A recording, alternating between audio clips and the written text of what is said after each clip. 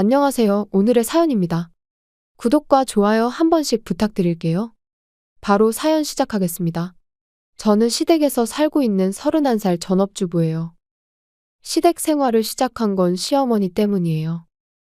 시부모님이 사는 곳은 꽤 시골이고 시아버지가 회사 출장이 잦아 시어머니가 혼자 있는 시간이 길어졌기 때문이라고 했어요. 시골이라 마트에 가는 것도 차로 20분 정도 걸리고 집도 커서 청소도 힘들고 어쨌든 같이 살면서 시어머니를 도와주었으면 좋겠다고 하셨어요. 시부모님은 제가 봤을 때는 인품이 좋아 보였기에 저는 남편의 제안을 흔쾌히 수락했어요. 하지만 막상 뚜껑을 열어보니 제 예상과는 정반대였어요. 시댁으로 이사온 직후 시아버지가 출장을 가버려서 저는 낮 시간 대부분을 시어머니와 함께 지내고 있었어요. 처음에는 친절하게 대해주던 시어머니가 어느 순간부터 집안일을 다 떠맡기고 제 스케줄을 무시하고 무리한 일을 시키는 거예요. 마치 괴롭히는 것으로밖에 보이지 않는 행동이 계속됐어요. 어머님이 아기가 있는 건 아닌 것 같은데 쉴 틈을 안 주셔. 엄마 집에 살고 있으니까 엄마가 시키는 대로 해줘야지. 지금까지 엄마가 직접 해온 일들이니까 너가 못하겠다고 말하면 그건 핑계일 뿐이야. 남편은 제 편이 돼주기는커녕 시어머니와 마찬가지로 저를 비난해왔어요. 이쯤 되니 시댁에서 사는 것 자체가 싫어지기 시작했는데 아직 결혼한 지 얼마 되지 않았고 한번 시댁에서 살겠다고 한 이상 제가 먼저 다시 둘이서 살고 싶다는 말은 하기 힘들었어요. 현실적으로 남편과 시어머니의 말을 듣는 것 외에는 다른 선택지가 없었죠. 그 뒤로는 시어머니의 말을 너무 신경 쓰지 않고 어느 정도는 한 귀로 흘려보내려고 노력했어요. 하지만 시어머니와의 생활에서 스트레스의 원인이 되었던 건 집안일뿐만이 아니었어요. 시어머니가 결혼한 지 한참 됐는데 아직 임신 소식은 없는 거냐며 손자를 기대하는 것인지 필요 이상으로 저에게 임신에 대한 불평을 늘어놓으셨어요. 물론 저도 아이를 갖고 싶지만 시댁에서 생활하는 이상 남편과의 시간은 아무래도 줄어들 수밖에 없고 원래 임신이 잘 안 되는 체질인 건지 아이는 좀처럼 생기지 않았어요. 저도 나름 예민해져 있는데 지적을 받으니 정말 스트레스였어요.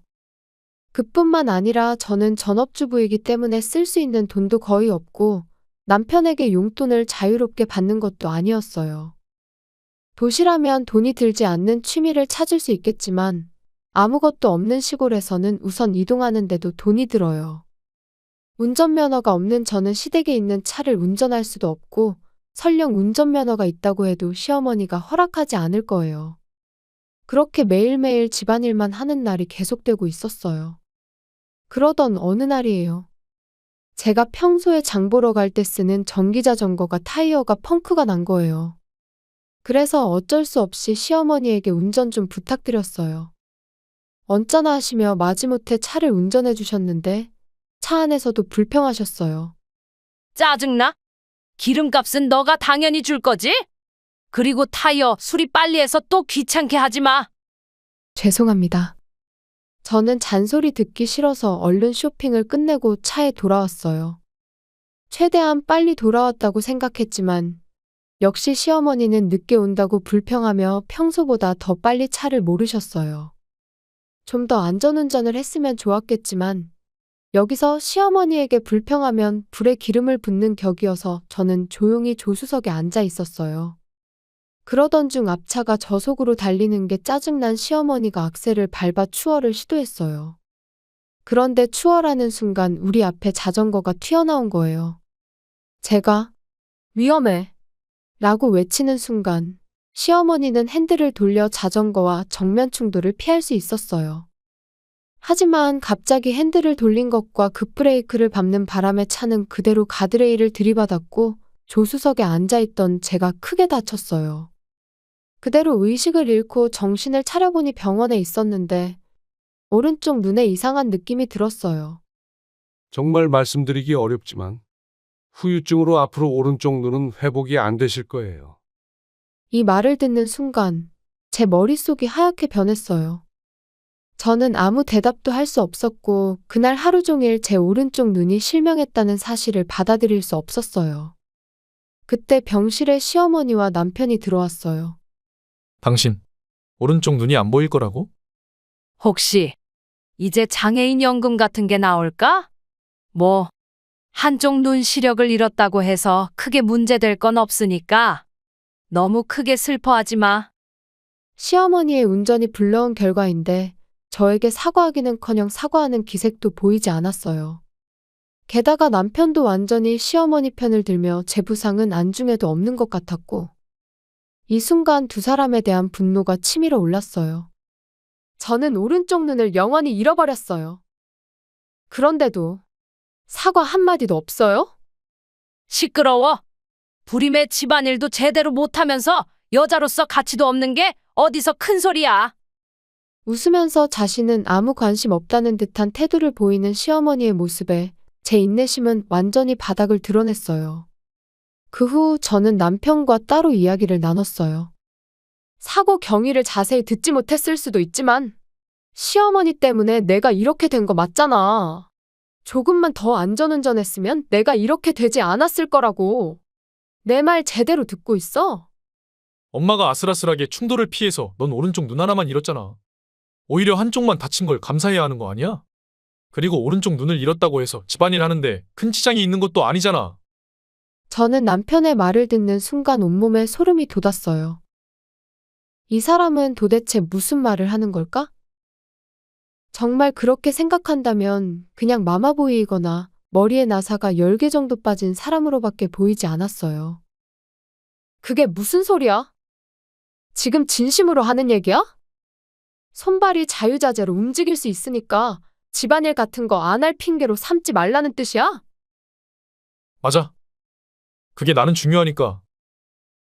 처음부터 시어머니 편을 들었던 남편에게 호소했던 제가 바보였을지도 모르지만 남편은 제 말을 전혀 들어주지 않았어요. 아마 지나가는 사람 100명에게 물어보면 100명 다 시어머니가 잘못했다고 할 거예요. 저는 조수석에 앉아 있을 뿐이고 난폭 운전을 한 건 시어머니잖아요. 하지만 여기엔 제 편이 되어줄 지인이나 친구도 없고 오른쪽 눈을 잃은 제가 할 수 있는 직종도 한정되어 있어요. 장애인으로 채용해주는 회사도 있지만 이런 시골에 있는 회사들은 대부분 영세한 회사들이고 장애인 채용을 하는 회사는 거의 없어요. 이사할 돈도 생활할 돈도 없는 상태에 저는 어쩔 수 없었어요. 하지만 저는 마지막 희망만은 버리지 않았어요. 저는 병원에서 퇴원하자마자 한 사람에게 연락을 취했어요. 그 후 이혼을 위해 조금씩 움직이기 시작했고 모든 준비가 끝나기까지 약 4개월 정도 걸렸어요. 그 사이에도 시어머니와 남편으로부터 오른쪽 눈을 잃은 걸로 큰일 난 것처럼 굴지 말라는 잔소리가 계속되었지만 이제 준비는 다 됐으니 행동으로 옮길 일만 남았어요. 그런 타이밍에 시어머니가 또다시 사고를 당했어요. 바로 병원으로 후송된 것 같아서 남편의 연락을 받고 병원에 갔더니 어처구니 없는 이야기를 들었어요. 바로 시어머니가 차 사고가 나서 하반신 마비가 됐다는 거예요. 앞으로 휠체어 생활을 해야 한다는데 남편은 저보고 시어머니를 간호하라고 했어요. 드디어 이 두 사람과 헤어질 수 있는 최고의 상황이 찾아왔어요.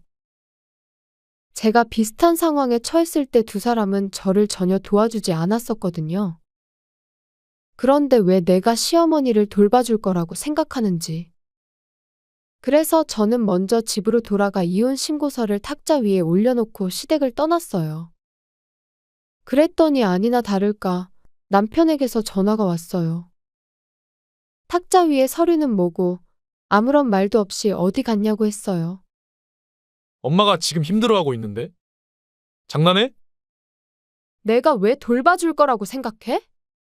내 오른쪽 눈 실명하고 나서 전혀 도와주지 않은 건 너희 둘이잖아? 본인들은 전혀 도와주지 않았으면서 나한테는 도와달라는 거야? 저는 그동안 쌓여있던 울분을 풀기라도 하듯 꽤 강한 어조로 남편에게 말했어요. 넌 한쪽 눈만은 보이지만 엄마는 휠체어 없이 생활이 안 된다고. 비교가 된다고 생각해? 물론 저는 혼자서 생활할 수 있고 간병 없이는 살 수 없는 시어머니에 비하면 경증일 수도 있어요. 하지만 문제의 본질은 거기에 있지 않죠. 저는 시어머니의 난폭운전으로 인한 피해자임에도 불구하고 버림받은 거잖아요. 교통사고가 났다는 건 또 난폭운전을 했기 때문이잖아? 내가 도와줄 이유는 없으니까 나한테 기대하지 마. 그리고 다음 날 남편이 친정으로 오라고 했어요. 정말 가기 싫었지만 시아버지도 돌아오셨고 앞으로의 이야기를 나누자고 해서 가기로 했어요. 시아버지는 저에게 그동안 마음고생 많았다며 저를 다독여 주셨어요. 그러나 시어머니와 남편은 시아버지가 자기 편이라고 생각하는지 저에게 고압적인 태도를 계속 취했어요. 하지만 시아버지는 그런 두 사람의 기대를 저버리는 듯한 말을 했어요. 시어머니와 남편 보고 집에서 나가라고 한 거죠. 잠깐만요. 당신 그게 무슨 소리예요? 두 사람은 시아버지의 말에 입을 벌리고 놀라했어요. 시아버지는 폰을 꺼내서 녹음된 음성을 들려주었어요.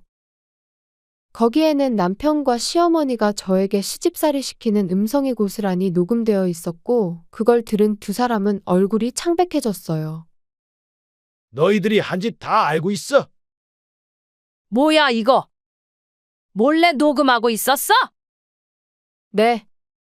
무슨 문제라도 있어요? 이거 완전 배신이야, 배신. 어차피 이혼할 건데 그게 뭐가 중요해요? 나도 너랑 이혼하고 이 집에서 쫓아낼 거야. 그리고 차는 다 변상해야 할 거야. 너와 이혼하면 우리는 남이고 나는 휠체어 탄 너를 돌볼 의무가 없어지지. 대신 아들이 그 의무를 지겠지만 시아버지가 그렇게 말하자 시어머니는 고개를 떨구고 남편의 얼굴은 더욱 창백해졌어요. 이렇게 된다면 남편은 직장을 그만둬야 하고 평생 시어머니를 돌봐야 하죠. 그것만은 어떻게든 피하고 싶었던 모양이에요. 아무리 그래도 혼자선 시어머니를 돌보는 건 무리라고 남편이 울부짖었거든요. 그러면서 제게 그동안 섭섭하게 해서 미안하다고 사과했어요. 사과했으니까 용서해 줄래? 그러면 나도 사과할게. 미안해. 하지만 나머지는 알아서 해결하도록 해. 저와 시아버지가 진심이라는 걸 알아챘는지 남편은 그 자리에서 주저앉아 버렸어요. 시어머니는 아까부터 휠체어에 앉아 고개를 숙이고만 있어요. 그리고 이 집은 팔기로 했으니 억지로 계속 살려고 해도 소용없어. 반년 전 제가 사고 난 직후에 시아버지께 연락을 드렸거든요. 그때부터 제가 겪는 상황을 시아버지는 모두 알고 계셨어요. 지난 서너 달 동안 미리 다 준비했지. 정말 불쌍하네. 시아버지가 이제 대화는 끝났으니 돌아가도 좋다고 해서 저는 그대로 친정으로 돌아갔어요. 그리고 시아버지의 협조로 남편은 곧바로 이혼 신고서를 제출했어요. 그리고 저에게 어느 정도의 금액이 위자료 명목으로 입금되었어요. 그 후 전 남편은 시어머니를 돌보기 위해 직장을 그만두게 되었고, 지금은 장애인 수당과 저축을 깎아먹으며 생활 수준이 많이 떨어졌다고 해요. 시어머니는 휠체어 생활을 하며 고통스러운 나날을 보내고 있는 것 같아요. 만약 시어머니가 사고를 내지 않았더라면 이런 일은 없었을 텐데. 이제 유일하게 남은 혈육인 전 남편은 시어머니를 돌봐야 할 책임이 있기 때문에 떠나고 싶어도 떠나지 못한다고 해요. 저에게 주는 위자료와 생활비 등으로 전 남편이 모아둔 저축은 거의 없어져 가고 시어머니를 요양시설에 입소시키는 돈도 마땅치 않는다네요. 아마도 조만간 길거리에 나앉을지도 모르겠어요. 참고로 저는 시아버지가 소개해준 회사에서 간단한 업무를 하며 일할 수 있게 되어 지금은 즐겁게 혼자만의 여유를 만끽하고 있어요. 다시는 결혼하지 않고 혼자서 남은 생을 보내려고 합니다. 시청해주셔서 감사합니다. 그럼 다음 영상에서 다시 뵙겠습니다.